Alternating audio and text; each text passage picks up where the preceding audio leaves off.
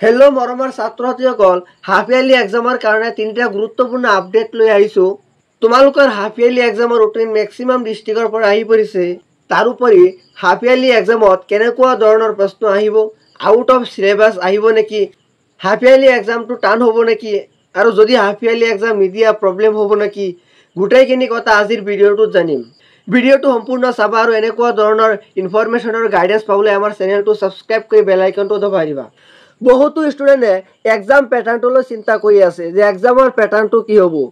কুৱেশ্যনবিলাক out of সিলেবাসৰ পৰা নাহে, যদিও এক্সাম্পল আৰু এক্সাৰচাইজৰ বাহিৰে কেইটা কুৱেশ্যন দেখা পাবা 2-3টা, কিন্তু সেইকেইটা কিতাপত দিয়া কনচেপ্টৰ পৰাই হ'ব। তোমালোকে যদি ভালদৰে কনচেপ্ট লৈ পঢ়া তেনেহ'লে নিশ্চয় কৰিব পাৰিবা। এতিয়া লৈ আহিছো কেইটামান গুৰুত্বপূৰ্ণ আপডেট যোনখিনি তোমালোকৰ জানিব লাগে। প্ৰথম, হাফ ইয়াৰলি এক্সামটো ষ্টাৰ্ট হ'ব 15 তাৰিখৰ পৰা এখন ডিস্ট্ৰিক্টত আৰু ম্যাক্সিমাম ডিস্ট্ৰিক্টত 19 তাৰিখৰ পৰা ষ্টাৰ্ট হ'ব। নেক্সট কথাটো হৈছে তোমালোকৰ এক্সামটো ডিস্ট্ৰিক্ট বোৰ্ডে কণ্ডাক্ট কৰিব। এতিয়া আহিছো সিলেবাস, যে হাফ ইয়াৰলি এক্সামৰ সিলেবাস কি। আমাৰ এই চেনেলত হাফ ইয়াৰলি এক্সামৰ কাৰণে সিলেবাস দিয়া আছে, তোমালোকে তাৰ পৰা চাই ল'বা।